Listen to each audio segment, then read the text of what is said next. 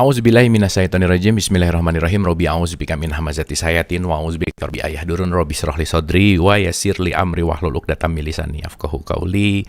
Assalamualaikum warahmatullahi wabarakatuh. Alhamdulillahirabbil alamin. Segala puja-puji milik Allah Subhanahu wa taala yang atas rahmat karunia kasih sayangnya. Alhamdulillah, Ibu dan Bapak, sahabat-sahabat di Nur Ilahi, kita sama-sama belajar lagi, kita sama-sama membuka pikiran, membuka hati lagi, yang kita sudah lama ya libur sejak Ramadan gitu, dan ini mungkin pertemuan perdana setelah Ramadan, jadi saya mengucapkan minal aizin wal faizin, mohon maaf lahir dan batin, meskipun udah terlalu lama gitu, tapi kan tidak ada salahnya juga ya kita saling memaafkan, kita sama-sama baru ketemu lagi setelah Ramadan. Jadi mudah-mudahan Ramadan kemarin menjadi Ramadan yang penuh dengan hikmah, Idul Fitrinya juga penuh dengan kesadaran, dan kita benar-benar kembali ke fitrah, dan kita sama-sama malam hari ini memulai pembelajaran lagi di fresh gitu ya, fresh lagi gitu untuk recharge gitu, dan selalu diulang-ulang bahwa ini adalah belajar sama-sama. Salawat serta salam tidak juga kita lupakan, kita sampaikan kepada seluruh Nabi dan Rasul, wabil khusus baginda besar kita Rasulullah Muhammad Sallallahu Alaihi Wasallam, kepada para sahabat-sahabatnya, tabiin, pemuka-pemuka agama, wali-wali Allah, pejuang-pejuang bangsa, dan mudah-mudahan sampai kepada kita sampai akhir zaman. Amin, amin ya Allah ya Rabbal Alamin. Sehat semua ya teman-teman, Ibu dan Bapak, dan selalu tidak bosan untuk mengulang-ulang Ibu dan Bapak. Ini kita kajian ini bukan apa ya, saya bicara di sini bukan mau ceramah gitu ya, bukan mau bertausiah, bukan berarti paling benar, bukan berarti paling mengerti, bukan berarti mau memberitahu, mengkuliahi, enggak gitu ya. Tetapi ini adalah sarana dan forum pembelajaran kita sama-sama, kita sesama murid semesta yang sedang belajar, yang mari kita buka pikiran kita, buka hati kita, yang insya Allah pembelajaran ini menuju kepada hakikat, menuju kepada kesadaran, yang saya selalu mengatakan bahwa semua informasi di luar itu adalah jembatan untuk masuk ke dalam, karena yang paling sejati itu yang di dalam gitu. Quran selalu mengatakan bal huwa ayatum bayyinah fi sudur, bahwa semua petunjuk yang sejati itu inside, di dalam gitu. Jadi ini adalah forum pembelajaran. Sekali lagi, mari kita open mind, mari kita open heart juga, karena ya mudah-mudahan dengan terbuka, dengan mengosongkan gelas gitu, karena sesuatu akan terisi kalau kosong gitu ya. Maka kosong itu adalah isi itu adalah kosong. Mari kita mengosongkan agar insya Allah ini kita semua terisi, dan kita sudah ada di kesadaran, keheningan, yang insya Allah kita akan sama-sama belajar malam hari ini. Jadi sekali lagi mohon maaf lahir dan batin, jangan merasa digurui, jangan merasa diceramahi. Ini hanyalah sharing, dan sharing ini juga sekali lagi bukan berbicara benar salah gitu, bukan paling benar, tetapi pengayaan informasi yang mudah-mudahan bermanfaat untuk kita semua. Dan poin pentingnya adalah apa yang kita dapati malam hari ini bukan hanya jadi knowledge gitu, karena saya rasa pengkajian itu bukan hanya untuk mendapatkan tahu, tapi mari kita rubah dari tahu itu menuju kepada akhlak dan perilaku, karena outputnya adalah perilaku kita yang lebih baik gitu. Itu poin pentingnya. Oke ya, Ibu dan Bapak, insya Allah kita akan review dulu sedikit gitu, karena ini udah pertemuan yang beberapa kali. Yang baru pertama kali hadir, selamat datang. Yang sudah beberapa kali hadir, mudah-mudahan gak banyak lupa apa yang udah kita bahas kemarin gitu ya. Karena biasanya hari ini bahas, bulan depan lupa gitu ya, tapi gak apa-apa ya. Yang penting ada sesuatu yang bisa menjadi refleksi. Yang paling terpenting adalah tafakurnya gitu, itu intinya. Karena bertafakur sejenak itu lebih baik daripada ibadah dalam konteks ritual gitu ya, karena tanpa tafakur itu tidak akan ada perubahan gitu. Karena poin pentingnya bukan tahu, tetapi justru ada perenungan gitu, karena perenungan nanti yang akan mendorong kita untuk berubah gitu ya. Tanpa perenungan tidak akan ada perubahan gitu. Maka kalau kita banyak hidup untuk mendapatkan sesuatu yang untuk direnungkan, itu bagus banget gitu. Dan disitulah kenapa Nabi Muhammad diberikan esensi bahwa harus ikro gitu. Ikro itu dalam artian kan research gitu ya, bukan hanya membaca tulisan, bukan hanya membaca huruf gitu, tetapi membaca keadaan, membaca kondisi, membaca ayat-ayat Tuhan. Ini kan sangat luas gitu ya. Ayat-ayat Tuhan ini bukan hanya yang tertulis gitu. Bahkan Nabi Muhammad sendiri mengatakan la sautin wala harfun, ayat yang sejati, petunjuk yang sejati, bahkan nggak ada hurufnya dan nggak ada suaranya gitu. Karena nanti permainannya ada di dalam energi, vibrasi, dan frekuensi. Dan mudah-mudahan kita semua bisa uplifting, meningkatkan energinya, frekuensi dan vibrasinya di kajian bersama kita malam hari ini, yang mudah-mudahan ini akan selalu bermanfaat. Dan malam hari ini kita akan berbicara topik yang sedikit esensial tentang hakikat Islam gitu. gitu ya, hakikat Islam. Karena kalau kita melihat Islam itu hanya sebagai agama, Islam itu hanya sebagai identitas KTP gitu ya kira-kira.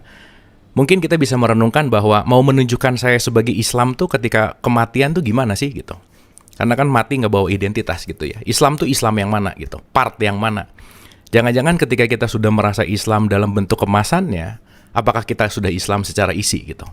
Karena boleh jadi kemasannya Islam, identitasnya Islam, tetapi boleh jadi juga kesadaran Islamnya tidak masuk ke dalam gitu.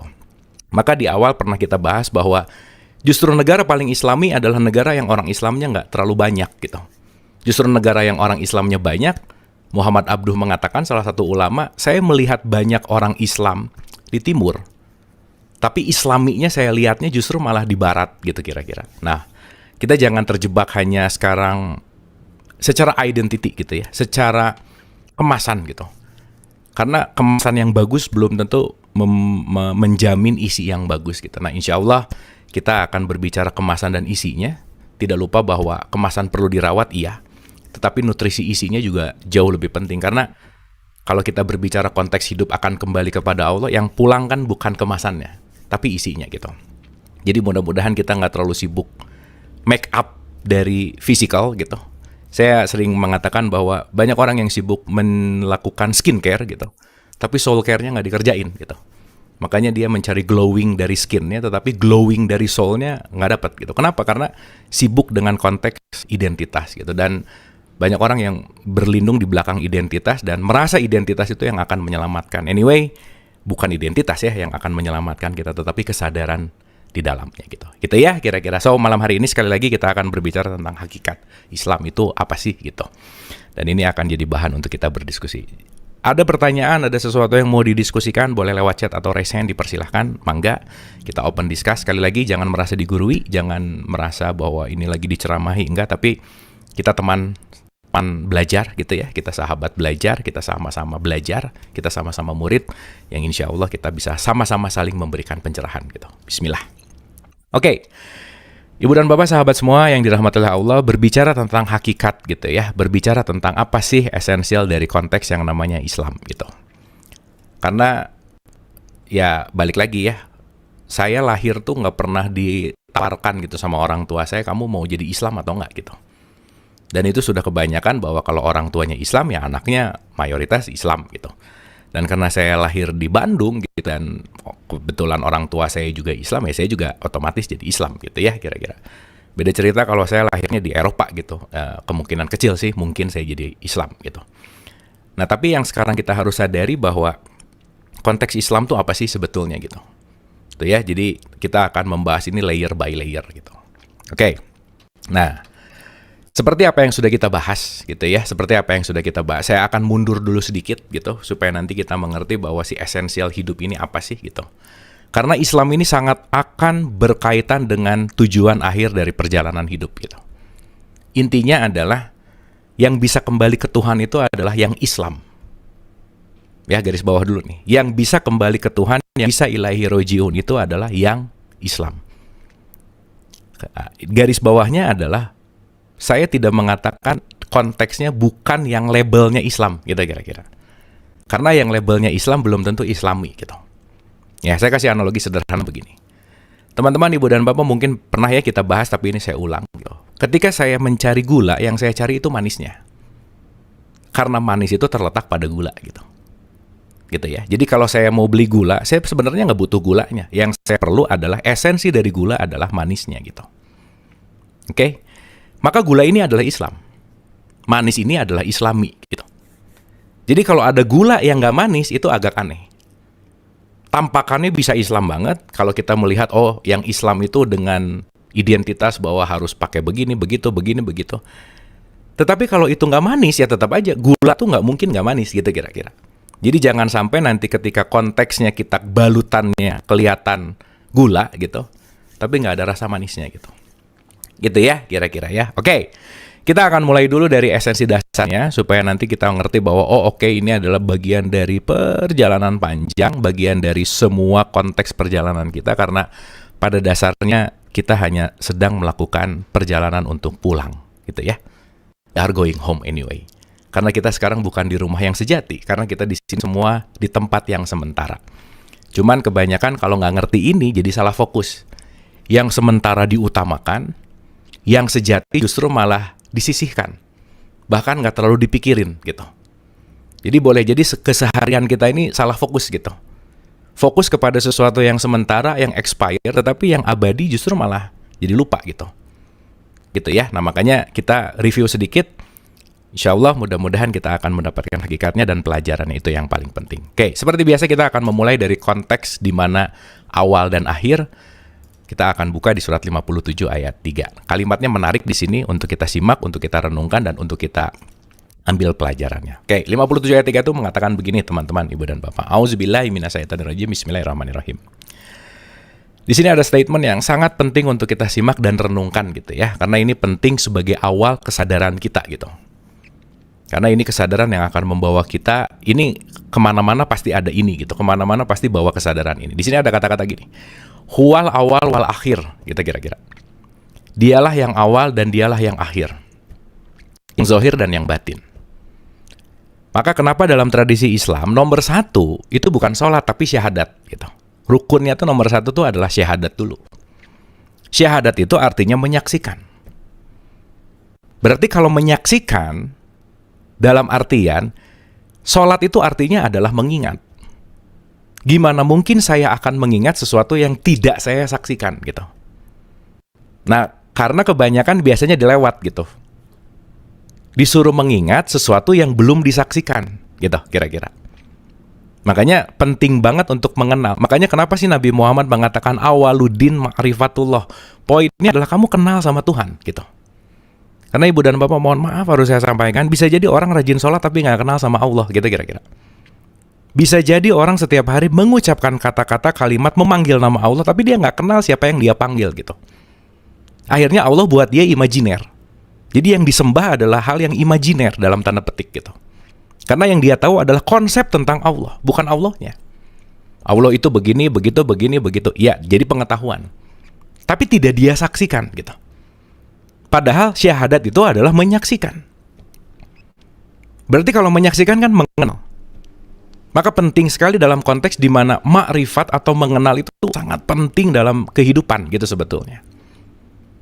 Dan nanti kita mengerti bahwa banyak jalan sekali untuk mengenal gitu ya.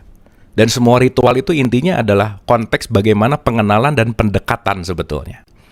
Nah cuman kalau kita hanya menjalankan olahraga, menjalankan olah tubuh, olah jasmani, bagian penting untuk mengenal Allah itu bukan dalam konteks fisikalnya gitu, bukan jasadnya, bukan jasmanianya. Karena dia bukan berbentuk A, B, C, bukan wujud A, B, C dalam tanda petik ya. Tetapi nanti esensialnya. Maka nanti pendekatan kepada Allah itu minimal tahu namanya. Yang kedua, tahu sifatnya. Dan nanti terus akhirnya memahami konteks zatnya, akhirnya memahami konteks bahwa kesadaran bahwa yaitu tadi, dialah yang awal dan yang akhir dan yang zahir dan yang batin, dan dia mengetahui segala sesuatu. Jadi poinnya adalah bagaimana kita terus-menerus tidak lelah untuk selalu ingin mengenal Allah gitu kira-kira. Maka kita ini akan menjalani perjalanan layer by layer, perjalanan step by step gitu, level by level. Di 84 ayat 19 dikatakan angtobak. Kamu akan melalui tingkat demi tingkat dalam kehidupan gitu. Jadi waktu TK mungkin tahu Allah, oh iya alif lam lam ha, oh oke. Tapi masa TK, SD, SMP, SMA, kuliah, S1, S2, S3 tahu Allahnya cuma alif lam lam ha, kan masa begitu gitu. Masa tidak ada peningkatan kesadaran tentang kesadaran ilahiyah gitu ya kira-kira. Masa konteksnya hanya dalam konteks syariat gitu misalkan. Masa konteksnya hanya dalam konteks olahraga gitu misalkan. Padahal kan raga ini tidak akan ikut pulang dalam tanda petik. Karena raga ini maksimal tanah ya. Karena dari tanah kembali ke tanah. Prosesnya adalah isinya gitu. Nah jangan-jangan raganya Islam tapi isinya nggak Islam gitu kira-kira Bu. Dan yang disebut Islam tuh yang mana gitu. Yang boleh jadi nanti mungkin bangga dengan fisikal atau raga yang agamanya Islam gitu misalkan. Tetapi ya balik lagi bahwa Islam itu yang mana sih gitu. Islam itu seperti apa sih gitu. Karena nanti kita akan mengerti bahwa Islam itu bukan masalah fisiknya gitu. Bukan siapanya gitu. Karena Islam itu lebih kepada sifat. Gitu ya. Islam itu lebih kepada sifat gitu, lebih kepada perilaku, lebih kepada akhlak gitu kira-kira. Nah, maka nanti kalau kita tidak mengerti ini bisa ada miskomunikasi lah dalam tanda petik gitu. Gitu ya. Jadi sekali lagi, yuk kita telaah, kita selami gitu. Yang mudah-mudahan keislaman ini kita fahami secara kafah gitu. Makanya masuklah ke dalam Islam yang keseluruhan gitu ya, yang kafah gitu. Jadi mengerti total bahwa bukan hanya sebagian yang fisikal, tetapi juga esensial yang dasar gitu ya kira-kira. Oke, saya akan ulang sedikit tentang esensinya supaya nanti kita akan mengerti bahwa ternyata ini adalah part of journey gitu ya. Konteksnya adalah bagaimana kita akan masuk ke dalam satu kesadaran gitu ya intinya. Oke. Kita mengulang-ulang teman-teman ibu dan bapak bahwa setiap ada orang yang meninggal itu selalu dikatakan innalillahi wa inna ilaihi rojiun, kan gitu ya kira-kira. Innalillahi wa inna ilaihi rojiun gitu. Kalau mau digambarkan kan intinya cuman begini sebetulnya, as simple, innalillah semua berasal dari sini startnya. Wa inna ilaihi rojiun semuanya akan kembali ke sini. Dah gitu kira-kira. Jadi secara esensi kita ini datang dari tempat yang sama, secara esensi. Maka nanti kita akan bagi nih, mana kemasan, mana isinya. Gitu ya. Karena nanti kalau kita nggak bisa bedain mana kemasan, mana isi, di situ nanti akan banyak konflik gitu. Dua-duanya mineral water, gara-gara beda merek, jadi berantem. Padahal esensinya dua-duanya adalah mineral water, gitu misalnya. Gitu ya. Dan kalau kita menyadari ketika mengatakan innalillah bahwa semua datang dari Allah, ini artinya semuanya memang datang dari tempat yang sama gitu. Dari sumber yang sama gitu. Artinya, kalau semua datang dari sumber yang sama dan kembali kepada sumber yang sama, kita lagi menuju ke tempat yang sama. Dah gitu. Gitu ya. Ini penting banget untuk kita sadari bahwa kita lagi menuju ke tempat yang sama. Maka dalam proses menuju ini pasti ada satu proses yang namanya, saya sebut sering yang namanya adalah perjalanan gitu, the journey. Maka hidup itu adalah pengembaraan perjalanan untuk pulang sebenarnya. Itu ya, hidup ini adalah perjalanan mau pulang karena kita lagi pergi nih ceritanya. Makanya ilaihi rojiun turjaun, ilaihi rojiun turjaun, pulang kembali, pulang kembali, pulang kembali. Dan nanti yang jadi pertanyaan adalah perjalanan pulang tuh pulang yang mana sih? Gitu intinya. Nanti yang jadi pertanyaan adalah aku yang sejati itu yang mana sih? Gitu. Islam yang sejati itu yang di mana sih? Nah gitu kira-kira. Nanti akhirnya ke situ gitu. Supaya nanti kita akan mengerti lebih dalam lagi bahwa ternyata aku tuh banyak gitu. Ada aku sebagai nama, ada aku sebagai jabatan, ada aku sebagai satu status sosial. Terus aku yang sejati itu yang mana gitu. Gitu ya. Karena kan balik lagi bahwa konteks untuk mengenal diri gitu itu penting sekali gitu. Man arafa nafsah faqad arafa rabbah. Kalau kamu mulai mengenal dirimu, kamu mulai mengenal Tuhan gitu. Mengenal Allah gitu. Maka diri ini diciptakan sebagai sarana untuk mengenal Allah. Maka orang yang masuk ke dalam kesadaran spiritual, telunjuknya tuh nggak banyak keluar sebenarnya, tapi dibalik gitu. Segala sesuatu adalah ke diri. Segala sesuatu adalah ke diri. Segala sesuatu adalah ke diri. Sementara ketika sibuk keluar, dia udah pasti kekurangan informasi tentang diri gitu. Makanya semua bentuk ritual ibadah itu pasti menghantarkan kita untuk masuk gitu kira-kira. Sementara keinginan-keinginan yang banyak itu membawa kita untuk keluar gitu intinya. Maka nanti bisa cek and recheck bahwa setiap hari itu lebih banyak keluarnya atau ke dalamnya sih gitu. Apakah apa yang saya kerjakan, apakah apa yang saya ketahui, apakah apa yang saya lakukan semuanya membawa saya masuk ke dalam atau terus menggapai, mencapai, meraih, bawaannya pengen keluar terus. Karena kalau keluar lebih dominan daripada masuk, keluar ini akan lebih dicintai dan akan lebih menjadi fokus gitu kira-kira. Maka fokusnya bukan yang di dalam. Itulah kenapa dalam tradisi Islam ada sholat gitu. Sholat itu kan gerbang untuk supaya kamu tetap masuk gitu, nggak banyak keluarnya, gitulah kira-kira. Disitulah nanti kita akan menyadari bahwa masuk ke sini adalah masuk ke dalam kesadaran, udah pasti. Karena hanya kesadaranlah yang akan membawa kita untuk mengenal Dia, gitu intinya. Gitu ya. Maka di jalur paling luar itu ada pikir, di dalam sedikit ada sadar. Ketika pikirnya aktif, sadarnya biasanya nggak aktif gitu. Pikir ini nanti di dalamnya ada ego, pikir ini nanti di dalamnya ada keinginan mau-mau. Gampangannya ini urusannya adalah dunia gitu kira-kira. Maka orang hari ini banyak tersiksa bukan oleh hidup, tetapi oleh pikiran-pikiran tentang hidup gitu. Yang membuat kita susah itu bukan hidupnya, tapi gaya hidupnya. Di mana gaya hidup itu berkaitan sama pikiran. Dan nanti kita akan mengerti teman-teman ibu dan bapak. Yang akan sangat membuat sengsara dalam kehidupan itu ketika pikiran ada di memori masa lalu dan pikiran ada di ilusi yang terjadi untuk future atau masa depan. Banyak orang yang sedang tidak hadir dan utuh untuk di sini sekarang, now, karena kenapa? Dia masih ada di masa lalu dan dia loncat-loncat ke masa depan, gitu kira-kira. Kasus 5 tahun yang lalu masih berat banget di sekarang gitu. Nanti-nanti nih, nanti gimana? Itu gimana? Bahkan guru saya, salah satu guru saya mengatakan begini. Kalau kamu mau menghina Tuhan, kamu nggak usah ngerobek-robek kitab suci, menginjak-injak kitab suci, menjelek nabi, dan seterusnya, nggak usah. Bahkan khawatir aja besok kamu nggak bisa makan, itu udah penghinaan sama Tuhan gitu.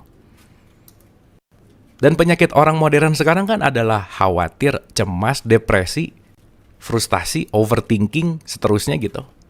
Makanya kan sekarang musim banget tuh healing gitu ya kira-kira. Konteksnya di mana? Karena tidak banyak yang masuk ke dalam gitu intinya. Sibuk bermain-main di luar, sibuk bermain-main dalam ilusi gitu dalam tanda petik. Yang akhirnya tidak membawa dia untuk mengenal siapa jati dirinya gitu. Dan bahkan sampai sekarang yang, ya maaf sekali gitu ya, banyak yang udah lama gak kenal sama siapa dirinya gitu.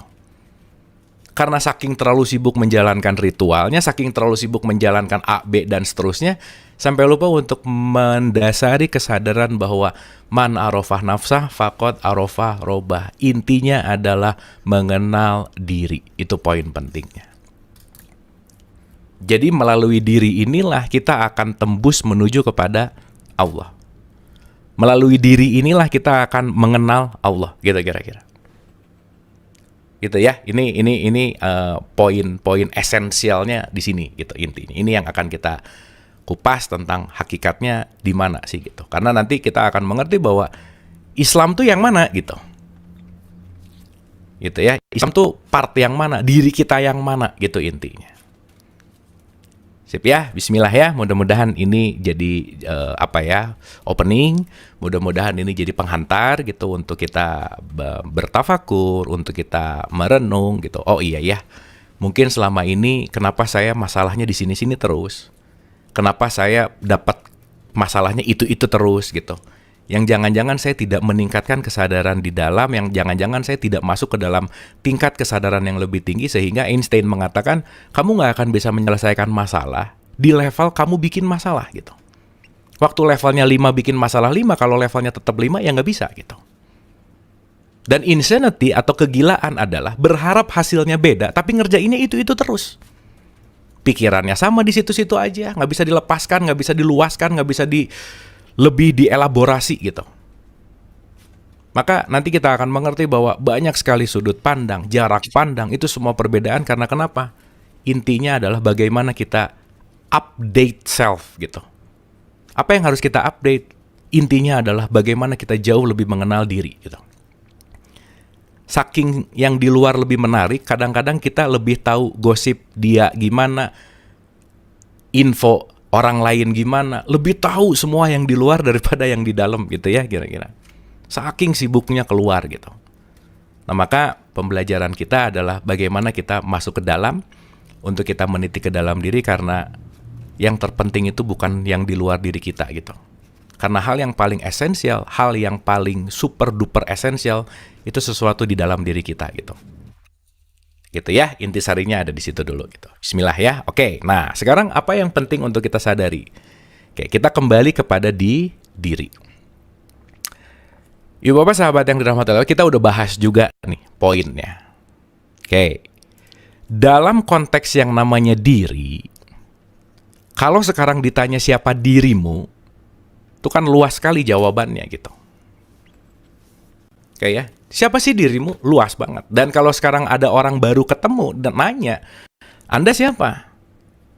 100%, 99,9 lah gitu ya. Ya rata-rata semuanya lah gitu kira-kira. Pasti akan mengintroduce dirinya dengan saya Abu misalnya. Saya nama saya gitu. Nah sekarang yang jadi pertanyaan adalah apakah namamu adalah diri sejatimu? Kan gitu intinya. Karena ketika saya menyebutkan nama, Abu sekarang sama Abu 15 tahun yang lalu juga beda gitu.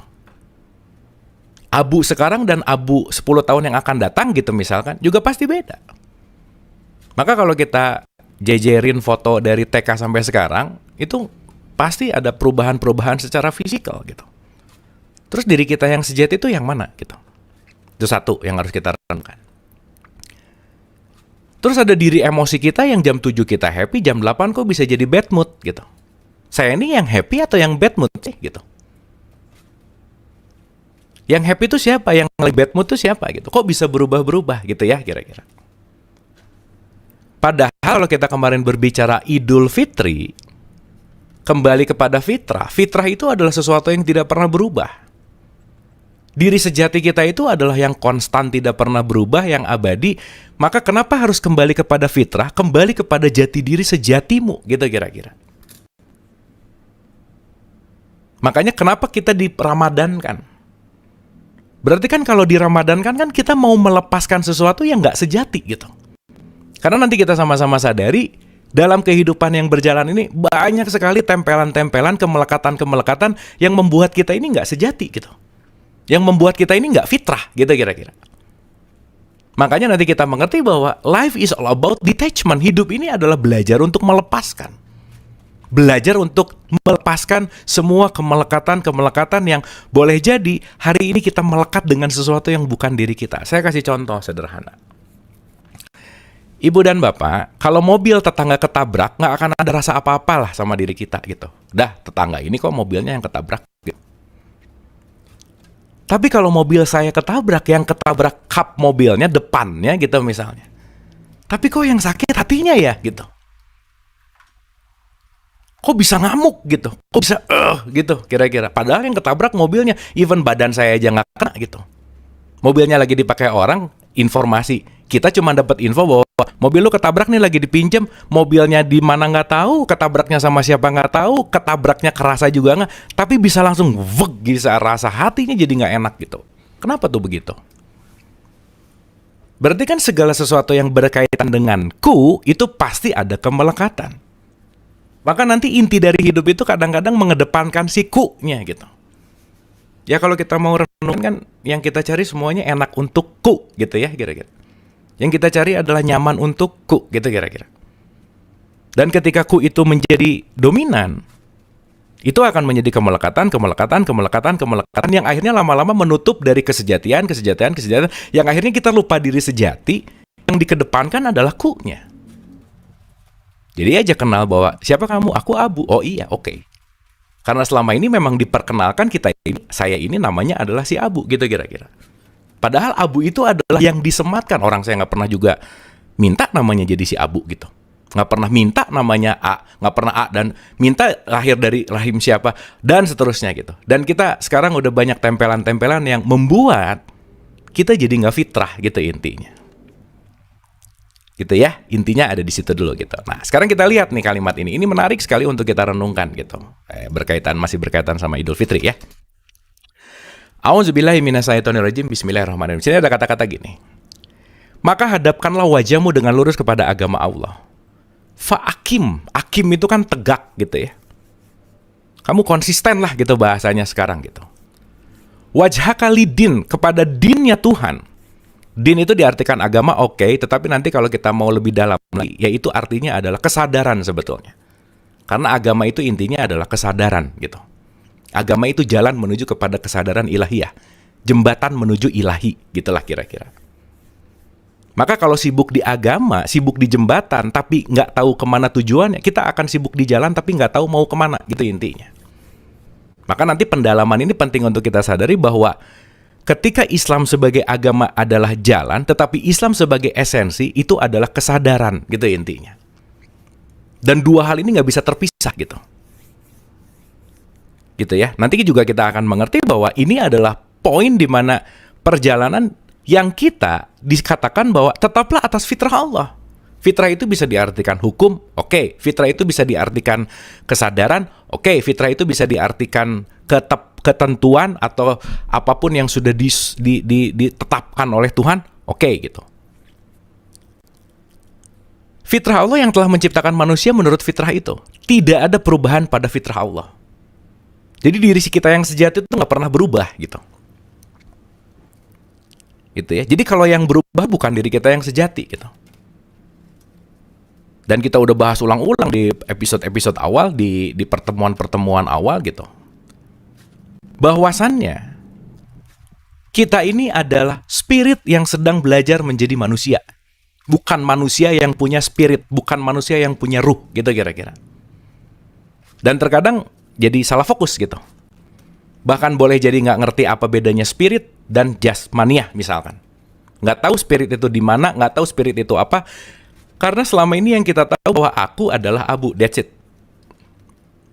Aku adalah namaku, aku adalah jabatanku. Jadi lama-lama melekat ke nama, melekat ke jabatan, melekat ke pemilikan, melekat kepada status sosial. Dimana kalau itu semua nanti diganggu, oh jadi berantem, itu kira-kira. Maka banyak orang yang sekarang, sorry to say, susah banget melepaskan jabatannya misalkan. Kenapa? Melekat. Karena merasa dirinya adalah jabatannya. Berlindung di belakang jabatannya dan merasa bahwa jabatannya itu yang akan menyelamatkan misalkan. Merasa bahwa hartanya itu yang akan menyelamatkan gitu. Gitu ya. Jadi kita mulai menyadari diri lebih dalam karena esensi Islam itu diri terdalam sebetulnya. Bukan jasmaniah atau fisikal, bukan gitu. Ya, makanya kalau dalam tradisi pembelajaran ada ranah luar kulitnya, masuk ke dalam, masuk dari mulai gimana ya, dari konteks paling luar kulit misalkan konteksnya syariat sampai ke hakikat yang paling dalam gitu kira-kira. Ya wajar kalau TK, SD, SMP kita belajar kulit-kulit, oke gitu. Tapi masa sih udah S1, S2, S3 sholatnya masih nyari pahala gitu misalkan. Sholatnya masih nyari surga gitu. Ya it's okay. Tetapi kan intinya bukan mau mencapai, menggapai, meraih. Ketika kita melakukan ibadah masih ada pengen, kan berarti nggak ikhlas gitu intinya. Anak kecil wajar lah. Nak, kamu sholat nanti mama kasih permen. Oke, dia nyari permennya, maka dia sholat. Tapi setelah dia mengerti kan bukan masalah permennya.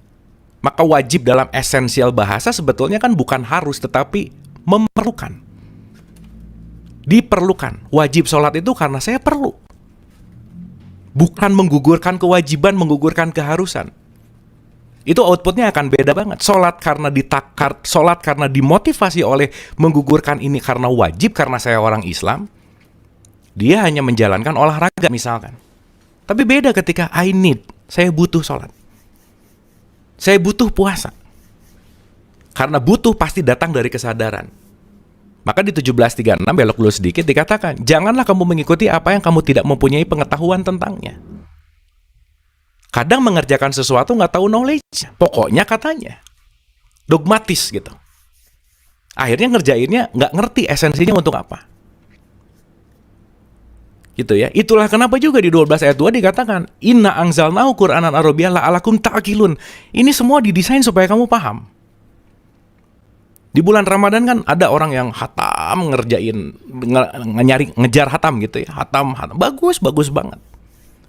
Tapi kalau hatam nggak paham, itu hanya menjadi suara, bagus, it's okay.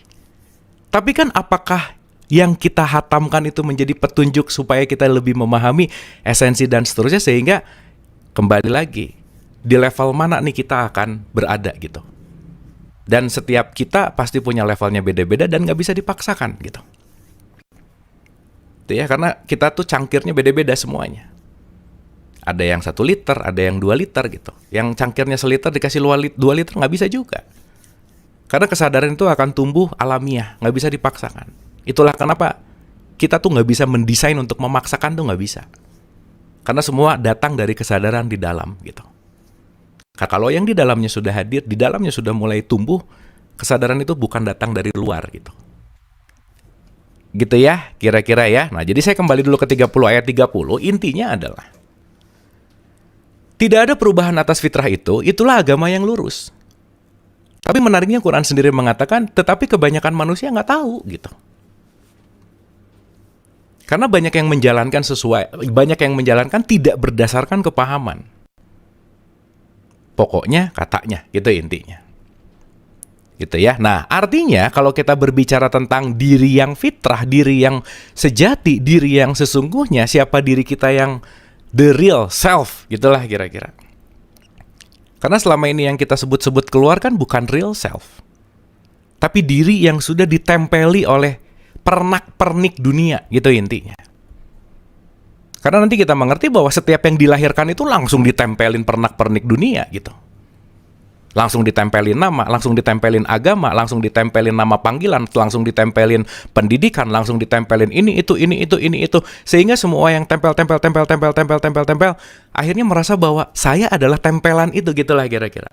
Maka ketika bercermin, kita menganggap bahwa yang di depan cermin adalah diri saya, gitu intinya.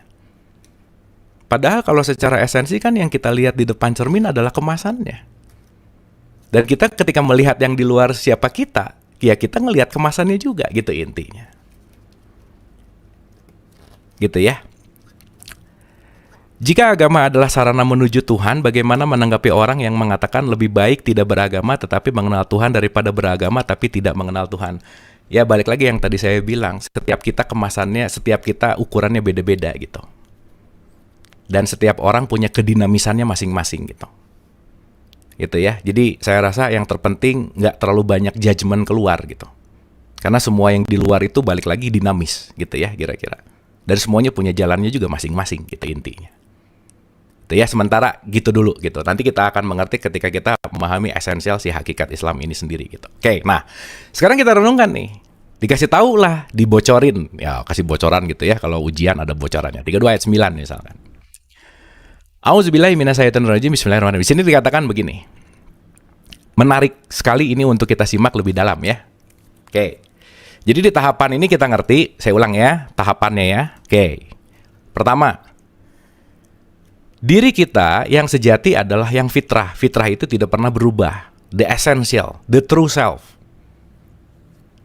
Berarti kalau berubah bukan diri sejati tuh. Kalau pagi bete, siangnya happy, malamnya agak bete, malam terus saja. Itu adalah sesuatu yang bukan sejati berarti gitu. Nah, ketika kita tidak masuk ke dalam yang sejati, kita akan terombang-ambing dengan ilusi-ilusi gitu. Makanya sekarang kenapa banyak orang stres, depresi, banyak kecemasan berlebih, overthinking, karena dia tidak mengenal yang sejati. Pikirannya yang mengontrol diri gitu. Banyak yang nanya gini, saya tuh banyak overthinking dan gimana sih saya mau menghadapi kalau ini. Kalau itu doesn't exist, nggak ada sebenarnya dalam tanda petik. Dan kita tidak bisa menghindari sesuatu yang tidak ada. Yang diada-adain justru sama pikiran gitu. Jadi nanti kita mengerti bahwa kalau kita berbicara konteks siapa sih yang paling penting untuk kita damaikan, ya diri sendiri gitu. Maka nggak bisa kita merubah yang di luar kalau kita tidak bisa merubah yang di dalam. Karena esensinya semuanya ada di dalam gitu. Gitu ya. Nah, kedua ayat 9 ini mau ngasih tahu secara esensi gitu. Kalimatnya begini. Kemudian dia menyempurnakan dan meniupkan ke dalam tubuhnya rohnya. Fihi mirruhihi. Oh, oke. Jadi ditiupkan. Kalimatnya ditiupkan ya, bukan diciptakan, bukan ditiupkan. Nanti kapan-kapan kita bahas lebih detail tentang cipta dan apa sih maksudnya gitu. Tapi ini untuk lebih clear dulu supaya kita ada pemahaman tentang true self. Sehingga nanti kita akan mengerti si true self ini nanti yang akan benar-benar harus kita menjadi fokus gitu intinya. Nah si true self ini dilengkapi nih, pakai alat. Namanya adalah menjadikan bagi kamu pendengaran, sam'a, penglihatan, basyar, sama di situ ada kata-kata fu'ad. Fu'ad itu artinya pikiran. Jadi hati di sini bukan ngomongin liver, bukan, tapi pikiran. Maka kita adalah makhluk yang berpikir. Bahkan lebih detail lagi bahwa hayawan tikun kita ini hewan yang berpikir. Dalam tanda petik kita ini yang membedakan dengan hewan itu adalah bagaimana output pemikiran gitu. Maka pemikirannya tidak maksimal, nggak layak disebut manusia. Maka di surat 7179 ini dikatakan menarik sekali nih. Sesungguhnya kami jadikan isi neraka jahanam kebanyakan dari jin dan manusia. Mereka mempunyai pikiran, tapi nggak dipakai untuk memahami ayat-ayat Allah. Mereka punya penglihatan, nggak dipakai untuk melihat tanda-tanda Allah. Mereka punya telinga, nggak dipakai untuk mendengarkan sinyal-sinyal Allah. Mereka seperti binatang ternak, apa bedanya gitu? Makanya kalau dianalogikan sederhana, Quran ini perjalanan dari Al-Baqarah menuju An-Nas gitu. Dari binatang menuju kepada manusia. Dan manusia itu bukan sosok. Karena sosoknya adalah orang. Tidak semua orang layak disebut manusia gitu. Maka dalam bahasa Arab orang itu disebut bashar. Nas itu adalah esensial dari orang yang sudah mengenal kesadaran ilahiyah. Maka disebut manusia, insan. Makanya bukan bashar kamil tapi insan kamil. Gitu ya. Maka yang membedakan kita dengan makhluk yang kenapa? Karena kita diberikan akal, itu poin penting. Akal untuk apa? Akal untuk menelaah diri, akal untuk mengenal Tuhan. Dalam tanda petik jembatan untuk masuk ke dalam kesadaran diri sejati, gitu kira-kira. Nah, singkat cerita, gitu ya, kita esensialkan, kita mudahkan, kita kembalikan nih. Oh, berarti kalau begitu, ketika dikatakan bahwa aku tiupkan ruhku, aku tiupkan bagianku, aku tiupkan sang kehidupan kepadamu, gitulah kira-kira. Berarti diri sejati kita adalah yang sang hidup kan? Di mana yang sang hidup itu sering disebut dengan kata-kata ruh itu sendiri, gitu intinya. Oke ya? Nah, ketika menyadari bahwa ini beda sedikit, tapi esensial banget nih. Kira-kira kalau kita nggak ngerti ini, kalau kita nggak paham ini, ada pertanyaan simpel. Kita ini jasad yang ditiupkan ruh atau ruh yang dikasih jasad? Yang mana kira-kira? Ini tipis gitu. Maka kan kalau begitu primernya ada di sini nih. Ini menjadi primary, ini jadi sekunder. Maka kita ini adalah ruh yang sedang diberikan kemasan jasad esensinya. Maka jasad ini konteksnya adalah wadah, gitu intinya. Ini adalah isinya. Nah sekarang yang jadi pertanyaan, yang kembali ke Allah yang mana? Jelas isinya dong. Karena ini nanti maksimal tanah kusir gitu. Tempat pemakaman umum, karena dia dari tanah, dia akan kembali ke tanah. Tapi yang carries on, yang akan melanjutkan perjalanan adalah isinya. Maka inti dari kehidupan ini adalah bagaimana kita menghantarkan isi menuju kepada sang pemilik sejati, gitu kira-kira. Jadi gampangannya kita ini pembawa paket mau pulang, gitu kira-kira. Makanya saya suka menganalogikan bahwa kita semua ini sebetulnya tukang posnya Tuhan, gitu. Dalam tanda petik ya.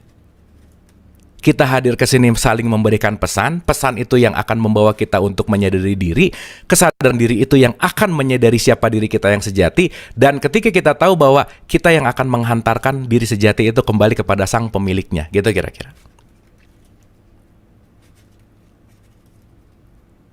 Oke ya. Nah sekarang yang jadi pertanyaan adalah, ketika kita berbicara jasad nih, ini nanti akan masuk ke dalam identitas.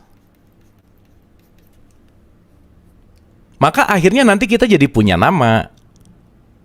Akhirnya nanti kita punya, kalau di KTP itu kan ada agama gitu ya kira-kira. Tanggal lahir. Saya pernah ditanya sama satu guru gitu ya. Dia nanya gini, Kang, asal dari mana? Karena polos jawabnya, dari Bandung. Enggak, bukan itu yang saya tanya. Ya asal dari mana? Dari Bandung. Bukan itu yang saya tanya. Wah itu belum ngerti lah waktu itu gitu ya. Jangan lupa, Bandung itu, kelahiran kita di kota mana, itu adalah kelahiran sang jasad. Yang nanti akan menjadi identitas, oh saya orang Bandung. Makanya nggak ada, kalau ada orang baru nanya, nggak ada. Mas manusia mana? Nggak ada. Yang nanya adalah orang mana pasti. Karena ini nanti kaitannya sama identity, bukan yang sejati.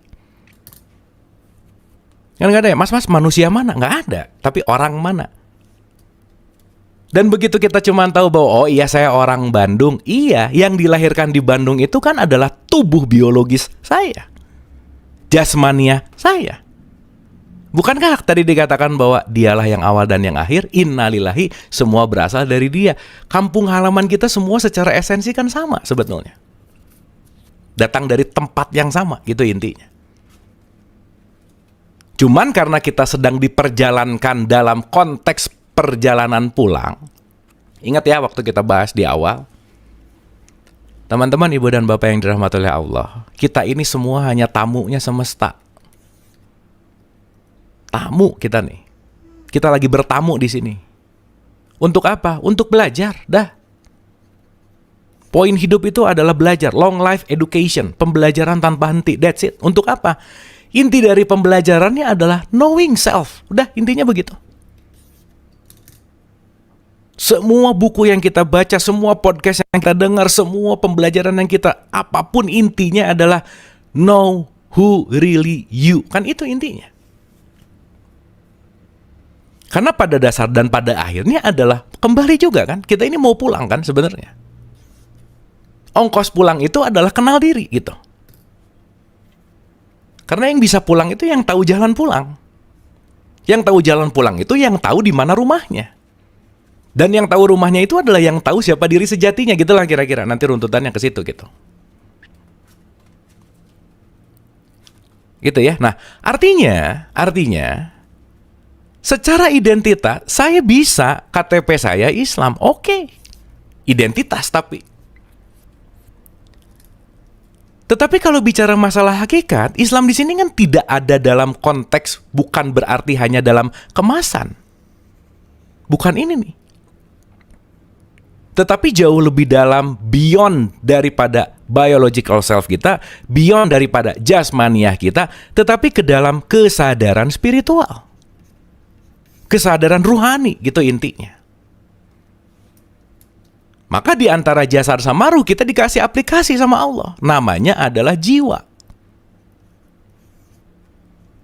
Maka nanti yang dipanggil untuk ke dalam, yang dipanggil untuk bisa pulang adalah ya ayuhan nafsul mutmainah, wahai jiwa yang tenang. Maka Islam secara fisik dan Islam secara jiwa itu dua hal yang berbeda, gitu intinya. Karena di sini adalah tampakan siapa. Tetapi kalau udah mulai masuk bukan masalah siapanya, tapi ini nanti akan berbicara masalah sifatnya. Maka nanti kita mengerti bahwa makna Islam itu bukan dalam konteks kemasannya. Dan nanti kita mengerti bahwa inna dina indallahil Islam itu bukan KTP-nya, bukan. Ibu bapak mohon maaf nih, ada nggak orang KTP-nya Islam tapi korupsi kita misalnya? Bisa. Karena KTP tidak menjamin akhlak. KTP bukan free pass gitu.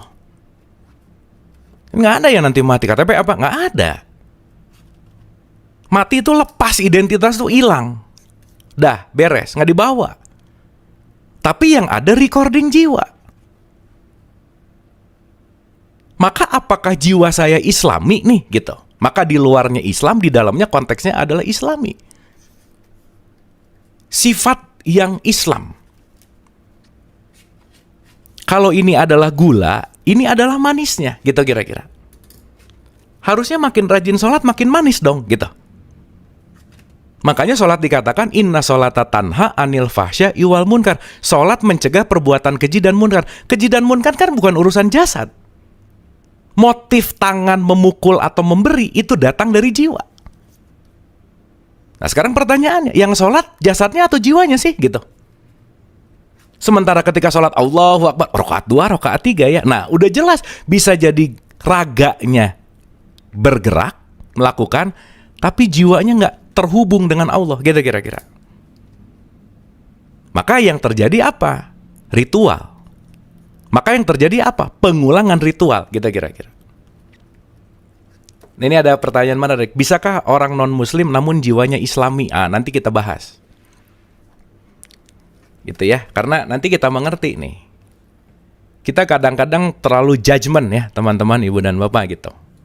Si A, si B, si A, si B. Karena penilaian Islam enggak apa dan lain-lain bukan sekarang kan sebenarnya dalam tanda petik. Ya, saya kasih contoh sederhana nih. Ya, untuk relate dulu nih ke pertanyaan bagus ini nih. Main bola itu kan 90 menit nih. Kalau nggak ada perpanjangan waktu, anggap aja nggak ada gitu. Menit kedua, kebobolan 2-0. Saya mau nanya, udah kalah belum kira-kira? Belum lah. Orang pertandingannya belum selesai. Final decision dia menang atau kalah bukan di menit 2, menit 3, menit 45, menit 50, bukan. At the end ketika peluit panjang, berapa final skornya? Ini yang akan jadi result. Dia menang atau kalah. Sekarang kan kita lagi di masa hidup nih. Lagi di menit keberapa nih kita hidup nih? Coba kita renungkan juga tuh. Di menit sekarang kedua, ketiga, keempat, apakah kita sudah bisa memastikan dan menjudge dia A, dia B, dia C, sementara nilai akhir itu di ending semuanya gitu. Sekarang kan sibuk ngejudge gitu ya, A, B, C. Jangan lupa, semua dinamis gitu. Besok pagi tuh bisa melakukan perubahan, lusa tuh bisa melakukan perubahan, misalkan gitu. Makanya kalau misalkan pertanyaannya judgement bahwa ia bisa dikatakan A, B, atau C, dan seterusnya, Quran memberikan legitimasi yang sangat indah gitu. Bahwa di surat 22 ayat 17 kalimatnya menarik sekali gitu. Kalimatnya begini. Sesungguhnya orang kamu mau beriman, kayak mau Yahudi, kayak mau Sabiin, kayak mau Nasrani, kayak mau Majusi, kayak mau musyrik sekalipun gitu. Allah akan memberi keputusan di antara mereka pada hari berbangkit at the end, di mana permainan, perjalanan, pengembaraan selesai. Nilai itu di akhir gitu. Sesungguhnya Allah menyaksikan segala sesuatu. Dan yang menarik adalah penilaian itu hanya hak prerogatif pencipta gitu. Gitu ya. Jadi ini nanti akan ada jawaban detailnya gitu. Tapi ini masuk kalau kita pembahasannya di log 10.000 lebih dalam gitu, nanti kita akan bahas gitu. Tapi sementara jawabannya, ya balik lagi lah. Daripada kita sibuk menghakimi gitu ya, daripada kita sibuk menilai, menjudgment gitu. Toh pada akhirnya yang punya dalam tanda petik keputusan itu kan juga bukan kita gitu ya kira-kira. Makanya saya selalu punya analogi gini teman-teman, ibu bapak. Kita ini tamu di semesta, kita ini siswa-siswi semesta gitu kira-kira. Kita tuh semua siswa deh udah. Gurunya tuh cuman Tuhan, cuman Allah, pencipta gitu kira-kira. Kita semua cuman mau belajar. Dan pembelajaran yang paling efektif, efisien itu datang dari perbedaan. Kalau semua sama nggak akan ada yang belajar. Maka nanti kita mengerti salah satu sifat Islami adalah menerima perbedaan. Karena perbedaan itu adalah fitrah. Dengan berbeda kita bisa belajar. Maka berbeda tuh belum tentu salah gitu. Dan ya ini mudah-mudahan akan jadi satu pandangan yang penting gitu. Kalau kita udah sadar semua ini adalah kita adalah siswa-siswinya semesta. Saya selalu mengatakan bahwa sesama siswa tuh nggak boleh mengisi rapot temannya gitu kira-kira. Karena yang berhak mengisi rapot teman itu, yang berhak mengisi rapot siswa itu adalah guru gitu. Gitu ya kira-kira. Jadi sementara mudah-mudahan kita lebih terbuka dalam ini, kehidupan ini gitu ya. Karena nanti kita mengerti bahwa kita memang didesain berbeda gitu. Dan nanti kita mengerti non-muslim itu apa sih gitu ya kira-kira. Muslim itu apa sih gitu. Ya, kalau kita hanya mengetahui bahwa non-muslim itu yang nggak KTP-nya Islam, ya nggak apa-apa juga gitu. Tapi kan kita sadar dan mengerti juga bahwa Islam itu ternyata bukan hanya dalam faktor kemasan. Orang yang KTP-nya Islam tidak menjamin keislaman jiwanya gitu intinya. Oke ya, sementara itu dulu gitu ya untuk kita masuk nih pelan-pelan gitu. Oke. Nah, sekarang kita masuk ke part berikutnya. Kita masuk ke part berikutnya. Mudah-mudahan bisa dimengerti ya poin awal di sini bahwa saya ulang sedikit aja. Diri sejati kita tuh ini sang ruh ya, gitu. Itu yang the most essential. Yang tiap hari penting untuk kita selami gitu. Ya mudah-mudahan fokus kita hari-hari tuh nggak banyak ke dunia eksternal gitu ya. Fokusnya lebih ke dalam. Karena nanti kita akan mengerti, kita mau ditemukan sama siapa, kita mau ditemukan dalam keadaan apa. Yang di luar itu hanyalah sinyal-sinyal cermin untuk mengenal siapa dirimu gitu. Jadi mudah-mudahan kalau kita udah masuk ke dalam kesadaran Islami, ketemu siapapun yang dilihat bukan siapanya, tapi pesan apa yang mau disampaikan. Karena dia nggak mungkin tiba-tiba, nggak mungkin kebetulan ketemu sama saya. Makanya saya selalu jokes gini ya teman-teman ibu bapak. Kalau tadi malam ibu bapak doa, ya Allah jadikanlah aku orang sabar, besok pagi ketemu orang nyebelin aja udah pasti. Pasti. Karena nggak akan ada orang sabar kalau nggak ketemu sama suasana yang tidak menyenangkan. Tapi kebanyakan dia pengen sabar, tapi nggak mau menempuh orang yang menyebalkan, nggak mau menempuh dalam konteks pembelajarannya, ya nggak bisa gitu. Dalam artian semua yang hadir ke kita, semua yang menghampiri diri kita, udah pasti adalah jalan untuk menemukan diri kita yang sejati, gitu kira-kira. Gitu ya. Apa pembuktian pada diri kita dalam menyaksikan kepada Allah? Oke. Pembuktian diri kita dalam menyaksikan kepada Allah adalah sudah tidak ada aku. Ya, saya kasih contoh sederhana. Simple aja ya, ini direct answer dulu gitu, supaya sederhana. Saya kasih contoh sederhana begini. Simple aja. Itu ya, supaya nanti oke, ini ciri-ciri sederhana aja. Auzubillahi minasyaitonirrajim. Bismillahirrahmanirrahim. Di sini ada kata-kata gini. Sesungguhnya orang-orang yang mengatakan Tuhan kami ialah Allah. Which is ini kalau dalam tradisi Islam setiap hari kita ulang 9 kali ini dalam at-tahiyat gitu. Ciri orang yang menyaksikan, orang yang benar-benar udah akunya tidak terlalu dominan, orang yang benar-benar nanti kita akan masuk ke dalam kesadaran Islami. Ini sebenarnya pertanyaan langsung ke inti akhir sih, tapi nggak apa-apa ya, kita switching gitu. Kemudian mereka tetap istiqomah, sumastakomu, istiqomah itu konsisten, persisten gitu.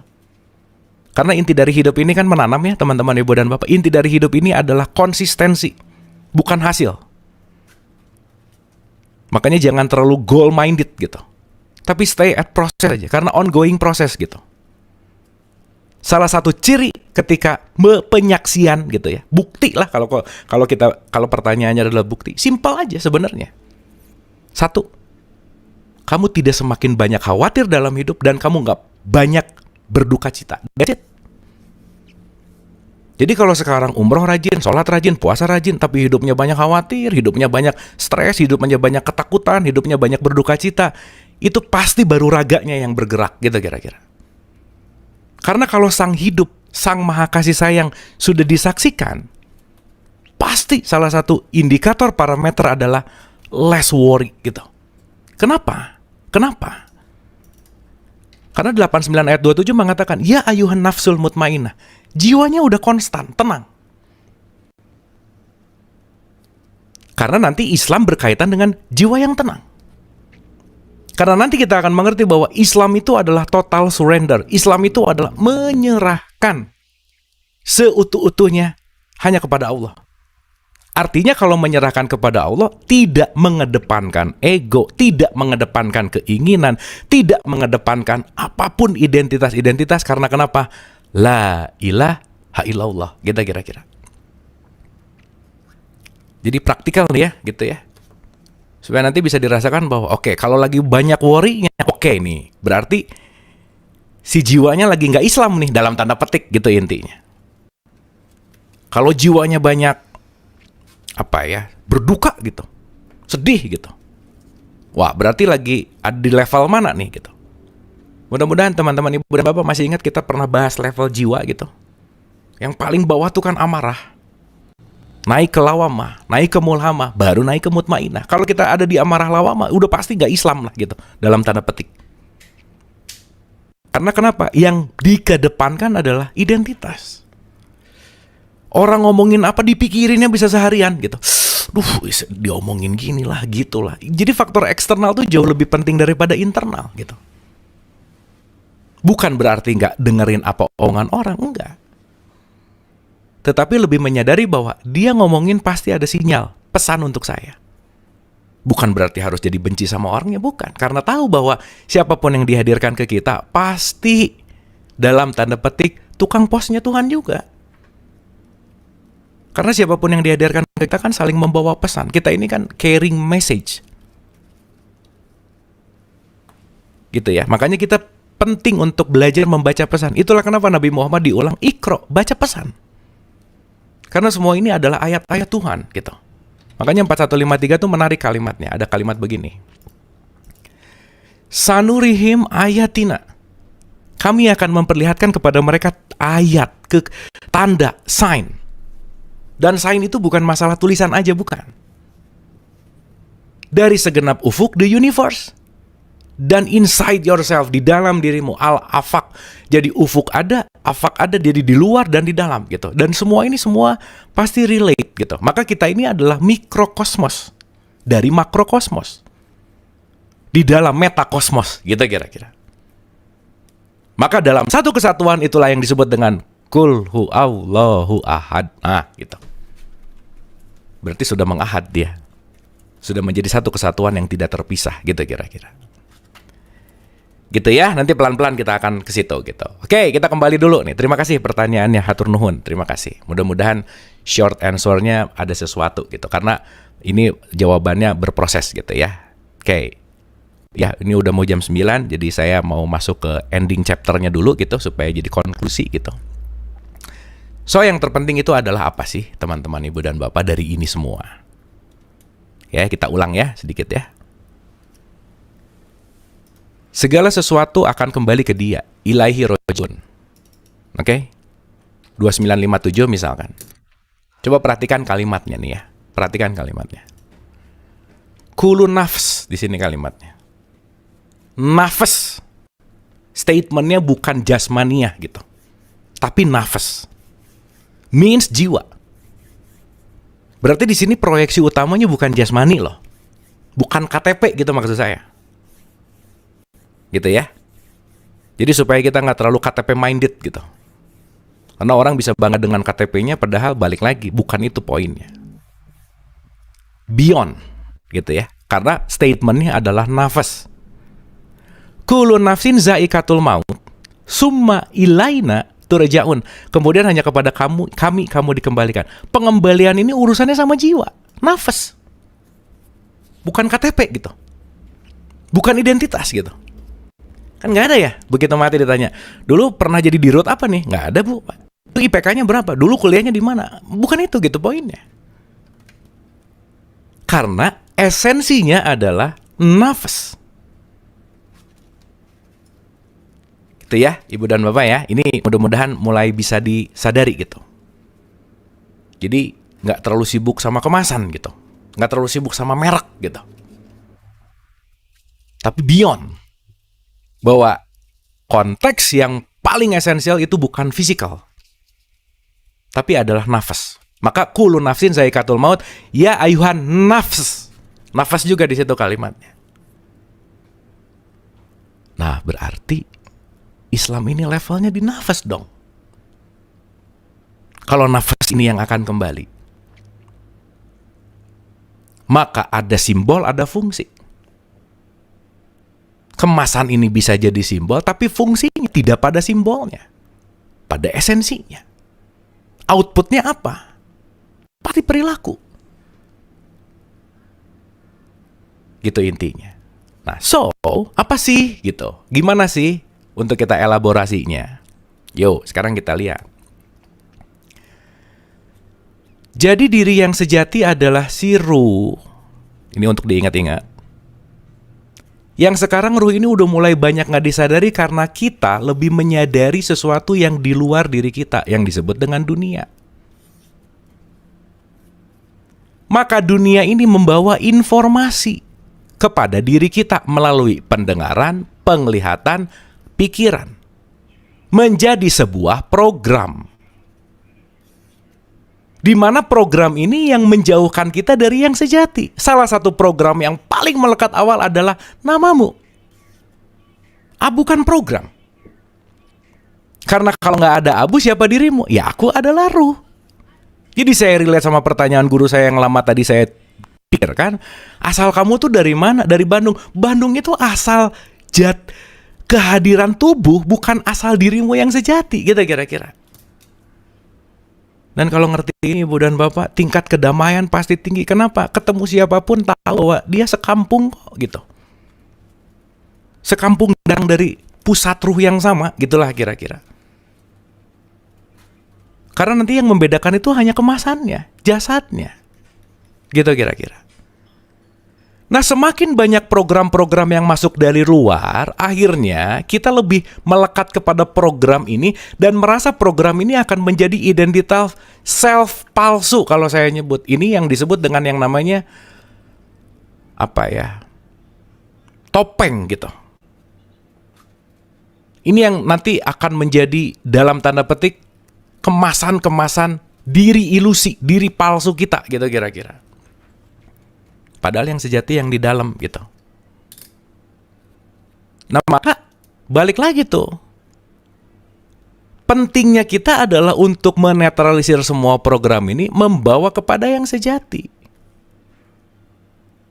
Nah, disitulah dalam konteks kalau ini di tengah-tengahnya adalah jiwa. Hanya jiwa yang Islam yang bisa melepaskan program selain daripada Allah gitu kira-kira. Maka nanti kita mengerti nih. Oh oke. Disinilah yang disebut dengan yang namanya Islam secara hakikat. Apa Islam secara hakikat? Yuk kita lihat. Oke. Kita lihat bahasanya dulu ya supaya bisa dapat kita. Bismillah. A'udzubillahi minasyaitonirrajim. Bismillahirrahmanirrahim. Waman ahsanuddin miman aslama. Dan siapakah yang lebih baik dinnya, agamanya oke, tapi ini lebih poinnya adalah kesadaran. Ya balik lagi ya, agama dan kesadaran itu nggak bisa terpisah. Jadi jangan sampai beragama tapi nggak sadar-sadar gitulah kira-kira. Berarti agamanya as identity gitu. Gitu ya kira-kira. Dan siapakah yang lebih baik agamanya daripada orang yang ikhlas menyerahkan dirinya kepada Allah? That's the point. Waman ahsanuddina miman aslama. Di sini ada kata-kata aslama. Aslama itu Islam. Islam itu artinya ikhlas menyerahkan dirinya kepada Allah. Berarti kalau ikhlas menyerahkan dirinya kepada Allah, ikhlas menyerahkan namanya, jabatannya, status sosialnya, harta-hartanya, sadar bahwa itu semua bukan kepemilikan saya. Karena kita tamu di sini nggak pernah punya apa-apa anyway. Jadi kalau saya masih melekat kepada jabatan, saya masih melekat kepada harta, saya masih melekat sangat tinggi kepada status apa dan lain-lain, berarti saya kurang ahli dalam menyerahkan diri kepada Allah dong. Maka nama dijelekin, sakit hati, jadi berantem. Makanya nanti kalau dari segi bahasa jadi salam itu kan damai juga. Maka setiap sholat akhirnya adalah salam kanan dan salam kiri, damai ke kanan dan damai ke kiri. Kenapa? Karena kamu sudah menyerahkan diri kepada Allah. Yang kamu bawa hanyalah zatnya, zat kasih sayang. Di mana kamu hadir, kamu menjadi juru damai. Makanya sesama Islam, dalam tanda petik nih, ya, kita bicara. Assalamualaikum. Assalamualaikum kan bukan kata-kata, Bu, Pak. Tapi komitmen, saya datang membawa kedamaian. Dijawab, Waalaikumsalam. Saya pun hadir menerima dengan kedamaian. Cuman kan kadang-kadang jadi kayak formalitas gitu ya. Assalamualaikum, dah aja. Tapi pemaknaan damainya jadi hilang. Pemaknaan Islamnya jadi hilang. Jiwa Islaminya jadi hilang gitu. Kenapa? Karena itu sudah jadi program. Oh, kalau masuk rumah orang harus salam. Kalau meninggal baca innalillahi. Kalau orang pengen anak pengen ganteng baca surat Yusuf. Kalau pengen cantik baca surat Maryam dan seterusnya. Itu jadi program-program yang tidak dijiwai gitulah kira-kira. Maka nggak hidup. Maka jadi rutinitas, jadi ritual, gitu kira-kira. Jelas ya, jadi poin pentingnya adalah jiwa yang Islam, gitu. Nafas yang konteksnya adalah ikhlas menyerahkan dirinya kepada Allah. Output ikhlas menyerahkan diri kepada Allah, pasti sedang dia pun mengerjakan kebaikan. Pasti outputnya adalah kebaikan. Maka jiwa yang Islam, output fisikalnya pasti berdampak kepada kebermanfaatan. Gitu kira-kira. Jadi kalau sering menyebut nama Tuhan tapi dirinya tidak bermanfaat, that's it. Berarti itu identitas. Ya nggak apa-apa juga sih untuk tahapan awal gitu. Pertama disebut, kedua yang disebutkan itu menjadi kesadaran. Maka dalam setiap langkah itu adalah menyebutkan nama Dia sebetulnya dalam tanda petik, yang tidak harus berbentuk dalam kata-kata lagi gitu. Tapi perbuatan dengan saya menolong, perbuatan saya dengan berbuat kebaikan, perbuatan saya dengan bersedekah. Maka kenapa sih sampai dijelaskan lebih detail di 1628 untuk diingat-ingat gitu? Ingat loh ya, Allah itu beserta orang yang takwa dan orang yang berbuat kebaikan. Beserta insight gitu. Berarti kalau berbuat kebaikan atau ketakwaan kita lakukan, disitulah orang yang sedang beserta. Pasti jiwanya lagi dalam keadaan konteksnya adalah Islam, gitu intinya. Jelas ya teman-teman ibu dan bapak ya, ini nggak mungkin dijelasin dalam satu pertemuan gitu, karena ini baru basic banget, karena ini baru dasar-dasarnya gitu.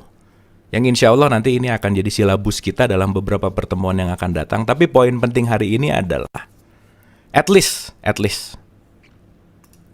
kita harus sadari bahwa orang yang KTP-nya Islam belum tentu punya jiwa yang Islami. Itu aja dulu yang paling sederhana.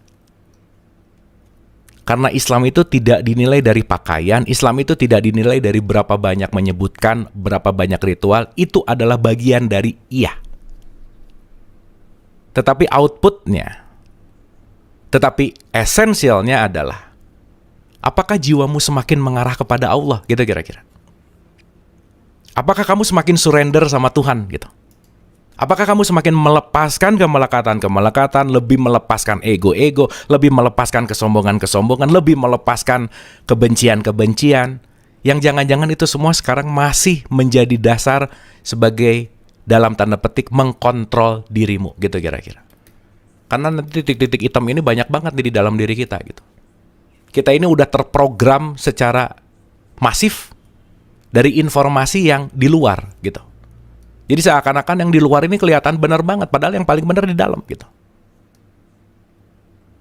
Gitu ya. Maka kalau mau cari jawaban sejati jangan keluar. Saya selalu ulang-ulang ya teman-teman ibu dan bapak, jangan bosan. Jangan bosan.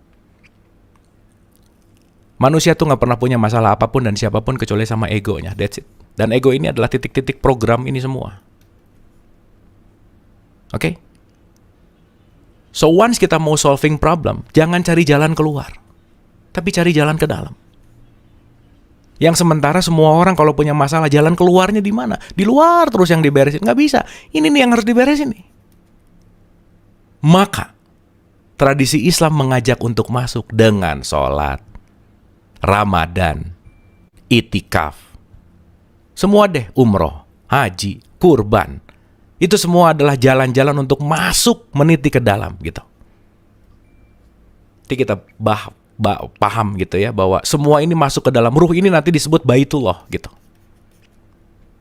Maka perjalanan haji sejati hakikat itu bukan keluar, bukan, tapi ke dalam gitu. Gitu ya, nanti kita akan mengerti lebih detail gitu. Nah, tapi poin intinya malam hari ini adalah yuk, mari kita asah jiwa kita semakin Islami gitu. Bukan hanya jasmaniahnya yang terlihat Islam. Karena penilaian Islam itu tidak pada jasmaniahnya, tetapi pada ya ayuhan nafsul mutmainah, nafas, kepada kesadaran jiwanya. Di mana jiwa ini nanti yang akan mendrive jasad ini, mulut mau ngomong apa, tangan mau ngomong apa. Kalau tadi ada pertanyaan bahwa menyaksikan Allah adalah less worry. Orang yang less worry sama orang yang banyak worry, omongannya beda, Bu, Pak. Udah pasti. Orang yang banyak duka, orang yang banyak sedih, orang yang banyak ketakutan, sama orang yang mutmainah, itu pasti beda gitu intinya. Perilaku tangannya beda, perilaku semuanya deh gitu. Apa yang di-share-nya beda, apa yang di-postingnya beda, apa yang disampaikannya beda, udah pasti. Kenapa? Karena tergantung dari kematangan dan kualitas jiwanya. Dan Islam berbicara dalam konteks namanya jiwa gitu intinya. Gitu ya. Poinnya adalah itu. Nah, so teman-teman ibu dan bapak, sekali lagi, yuk menuju kepada kafah, keseluruhan. Inti dari semuanya adalah 49 ayat 13. Saya akan menutup dengan ini sebagai konklusi sementara ya. Ini baru opening 5-10% lah gitu ya, baru awal banget gitu, baru pondasi dasar banget gitu. Tapi poinnya ujungnya ke sini, ujung-ujungnya ke sini. 49 ayat 13. Karena nanti si jiwa itu punya grading gitu. Dia punya leveling. Gitu ya. Intinya jangan cepat judgement, jangan cepat nunjuk dia salah, dia nggak benar gitu. Tar dulu gitu. Gitu ya, karena mungkin kitanya yang belum paham. Mungkin kitanya yang belum sampai gitu. Kadang-kadang dikit-dikit, waduh nih, paham baru nih. Bukan, kamu bisa jadi belum baru paham gitu. Karena kita ini terlimitasi pengetahuan. Sebanyak-banyak yang kita tahu, lebih banyak yang kita nggak tahu kok gitu. Maka penting banget untuk kosong. Ingat ya, kosong itu isi. Justru yang kosong itu yang akan diisi gitu.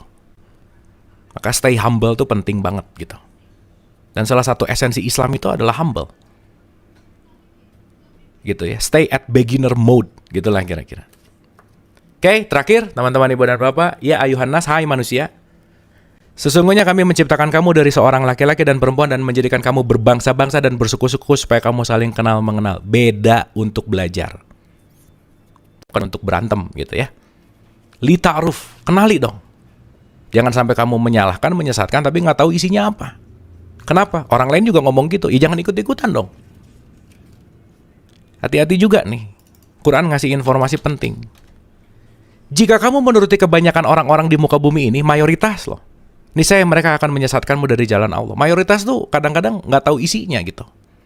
Maka kenapa hoax tuh gampang banget tersebar? Karena gampang banget menyampaikan sesuatu yang nggak tahu esensinya.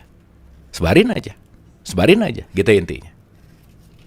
Mereka tidak lain ialah mengikuti persangkaan belaka dan nggak ngerti dan berdusta dalam tanda petik. Gitu ya. Jadi sorry to say, suara terbanyak tuh belum tentu benar. Semua orang ngomong iya, belum tentu itu kebenaran. Kebenaran sejati tidak ditentukan dengan sebanyak apa orang mengucapkan atau mengiyahkan. Karena kebenaran sejati akan menjadi kebenaran sejati, mau banyak mau sedikit, ya kebenaran sejati tetap hadir, gitu intinya. Oke, makanya nanti kita ngerti kenapa semua para nabi dan rasul selalu mengatakan, jadikanlah kami kelompok yang sedikit, gitu. Karena yang bersyukur nggak banyak. Yang mau masuk beneran tuh nggak banyak. Yang mau sadar beneran tuh nggak banyak, gitu intinya.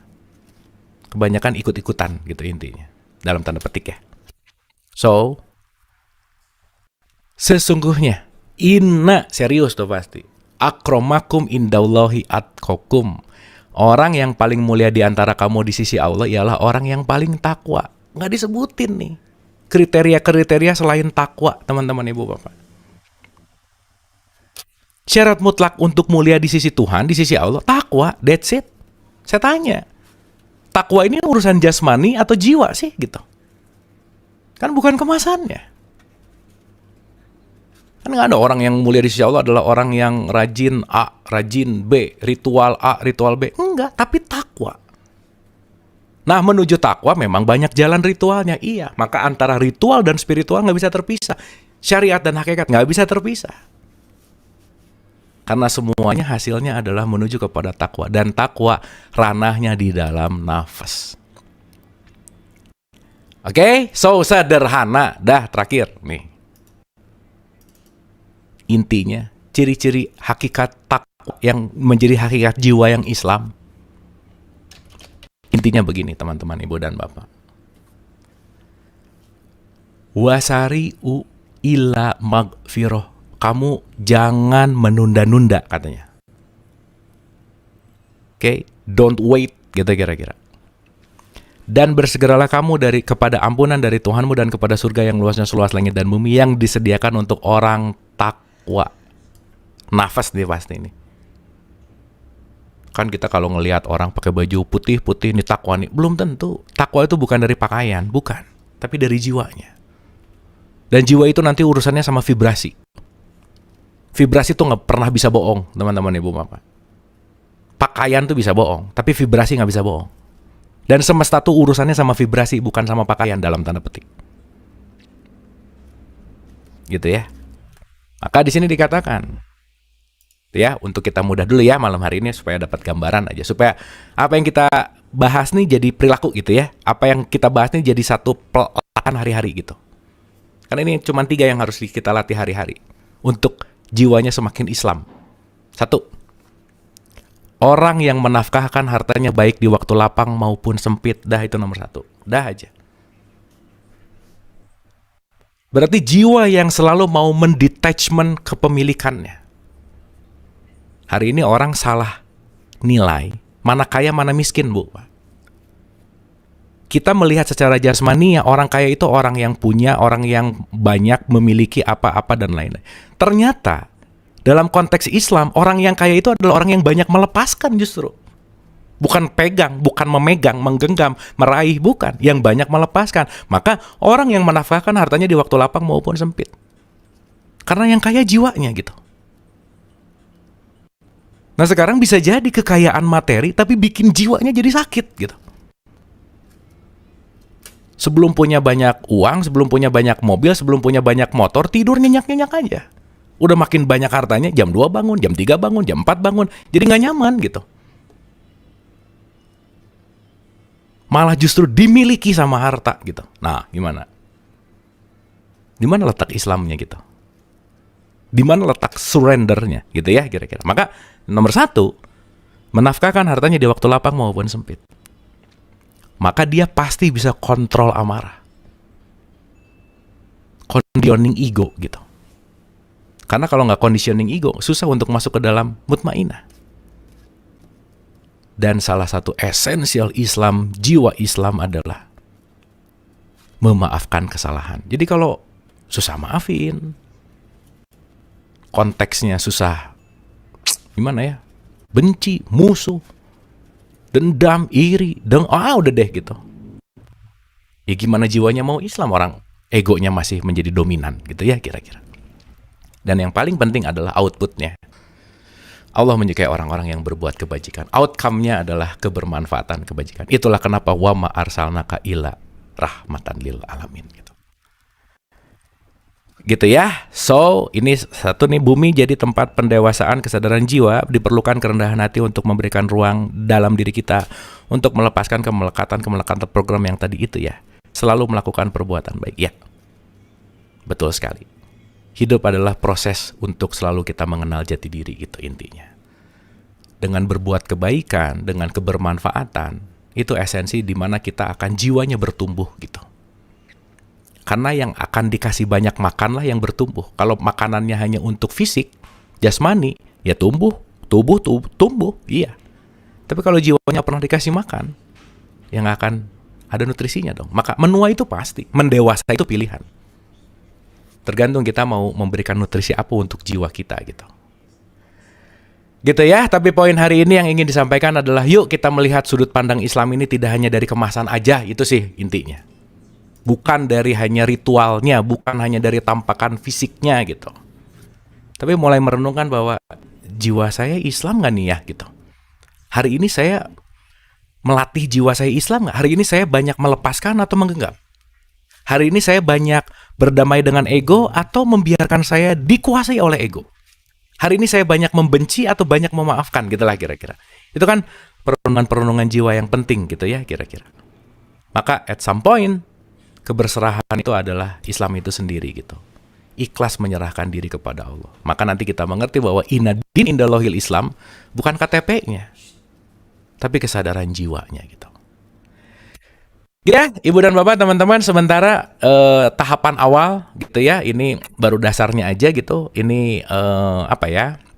Untuk kita dasar sekali gitu ya, untuk kita benar-benar renungkan di awal gitu, karena nanti stage by stage-nya juga kita akan masuk gitu ya ke tahapan Islam tahap 1, Islam tahap 2, akan banyak lah tahapannya insya Allah. Tapi mudah-mudahan ini menjadi dasar yang bisa memulai lagi gitu kita setelah beberapa lama vakum, yang mudah-mudahan kita mulai merenungkan tidak hanya yang materi, tidak hanya yang tertampak, tidak hanya yang fisikal, tetapi ya kita mulai menelaah bahwa oke, aku bukan namaku, aku bukan jabatanku, itu semua expired yang jangan sampai attach gitu. Once attach, dipegang, susah dilepasin. Kalau susah dilepasin gimana mau pulang gitu ya kira-kira. Yuk, kita kasih nutrisi jiwa untuk mengenal ruhani lebih baik. Tidak hanya ritual tetapi juga spiritual. Tidak hanya KTP-nya Islam tetapi memiliki jiwa yang Islami. Hatur nuhun, terima kasih. Mohon maaf lahir dan batin. Mudah-mudahan ada manfaatnya pertemuan kita di malam hari ini. Dan saya mungkin kembalikan dulu ke Teh Wina. Siapa tahu ada konklusi atau ada yang mau didiskusikan atau ada yang mau bertanya. Mangga. Silakan Teh Wina.